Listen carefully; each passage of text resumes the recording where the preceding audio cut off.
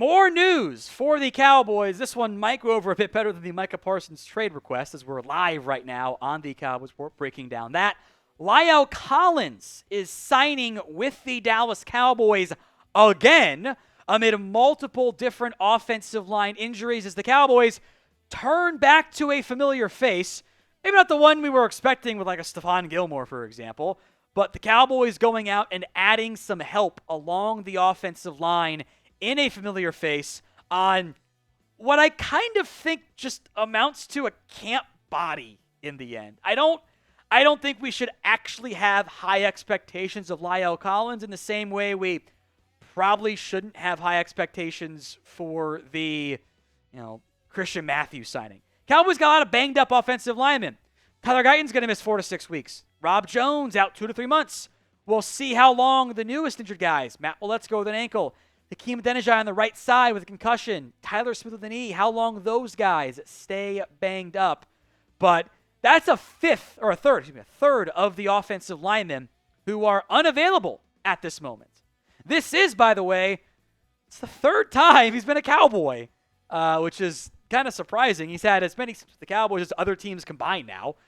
Began his career in Dallas after going undrafted with the unusual saga there. The Bengals picked him up for a couple years, got hurt, got released. Cowboys brought him in for literally 2 weeks. It was 2 weeks at the end of the year. Did not come back. Bills picked him up for an offseason, did not make the team.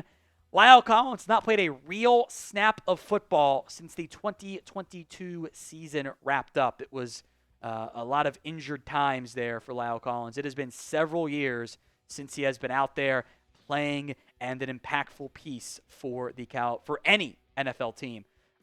He was there for part of 2023, but got cut after that first year in Cincinnati. It's been a long time since he has played. Cowboys have not yet announced a corresponding roster move to make room for Lael Collins. I think we'll get one soon enough. Don't know what that's going to be. We shall see.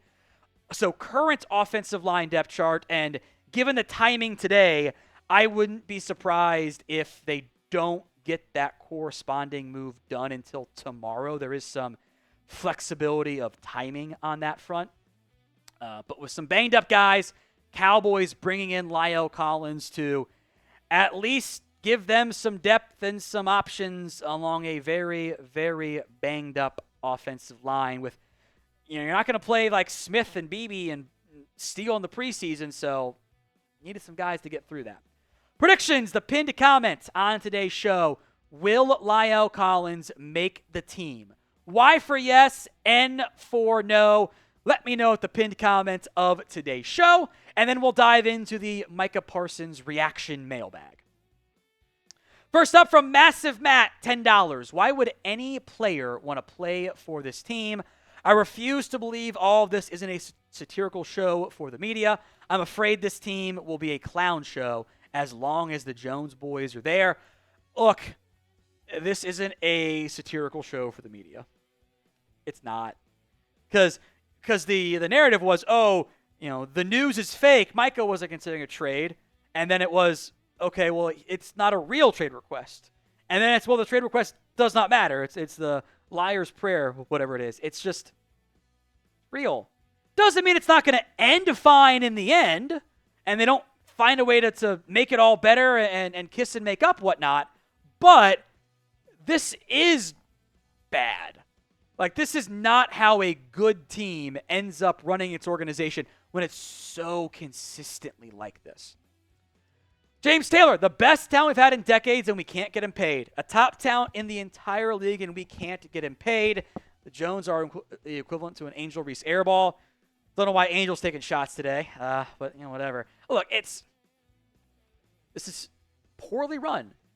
Like, Mike has tried to get paid. And for whatever reason, the Jones boys let their ego and feelings get in the way, and now the feelings are back with Micah, and it's all messy for no valid reason.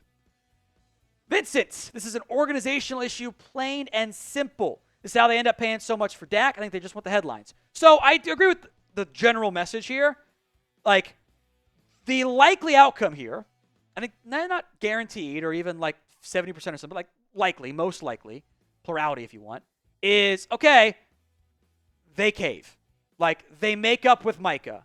But the cost for Micah is surely not the team-friendly deal he told them he wanted to sign in the first place. Clearly, we're past that point. So all they've done is have to pay more. You know, when I complain about letting Myles Garrett get signed first, when I complain about letting T.J. Watt get signed first, when I bring up the Cowboys are bad at contracts, this shit is why. Stuff like today is why. They failed. And, like, the best case scenario, right, is Jerry calls Micah. They kiss and make up, so to speak. The divorce gets called off, and they end up giving the agent everything that he wants, which is exactly what happened with Dak Prescott. It's what happened with Amari Cooper. Like, they F around, and they find out. And then they cry, oh, help us, we're poor. Like, seriously? We have to do that stuff? It's poorly run. It's a poorly run organization, and we don't have to pretend otherwise. So will the Cowboys actually trade Micah Parsons? I think no, but the door's open now. Y for yes, N for no. John Galt, 23, so are the Cowboys really fraudulent or fraudulent and delusional? If the Cowboys and the Jones boys actually believed that they would be able to negotiate and finalize the Micah Parsons contract without going through David Mullighetto, one of the biggest agents in football, then they are delusional, and they are dumber than I thought they were. Because that was never going to happen. We said that months ago when the secret meeting first got leaked. Hey, you're not going to get this deal done. You're going to have to go through the agent. You got to play nice with the agent. They haven't returned his calls. I bet that changed today. I bet today it did. But it's still a bad process. Delta 704, does this change from a hold in to a hold out now? I don't think so. Ed Warder has reported, and we'll find out what happens Saturday when camp is available to everybody, that Micah will not be holding out. And that does bring up the nuclear option here of the way the NFL CBA, I'll call it, the rules work is the player leaves the team during camp or the season for unexcused reasons, like birth of your kid does not count, right? He has 5 days to return. If he doesn't return, the team can place the player on the reserve list as a retired player.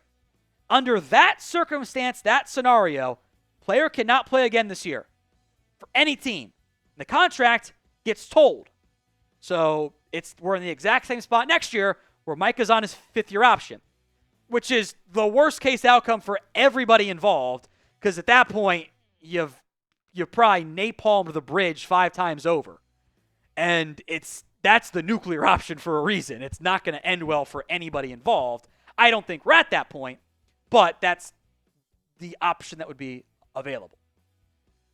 We'll keep you covered on everything going on with the Micah Parsons contract situation. Hit that sub button so you don't miss out. YouTube.com/@CowboysTV. $5, Hunter M. Tom, what could we realistically get him now that he wants the public is out? Is it true the big three make up 40 to 50% of the cap?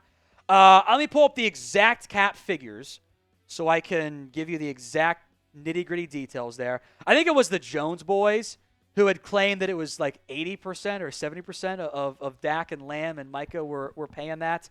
Let me make sure I got the exact numbers right with down to like the exact percentage and everything there because I don't want to confuse people, so you got to give me a second to Google and do math and everything on that front. Let me do the math here. Oh, by the way, of note, also worth mentioning, CeeDee Lamb actually does not have the second most or the third most contract. He's actually 4th in terms of the cap hit on that front. So no, as of right now, on the massive amount of salary cap the NFL has these days, the cap hit combination for Dak, Lamb, and Micah is currently 89%. The salary cap, or $89 million. The salary cap is $279. So it's not close to 40 to 50%.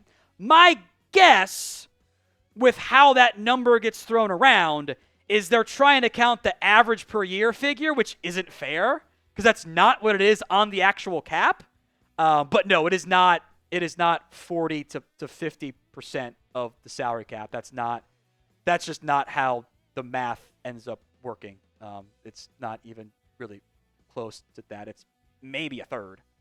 I'm doing quick math here. It's less than a third.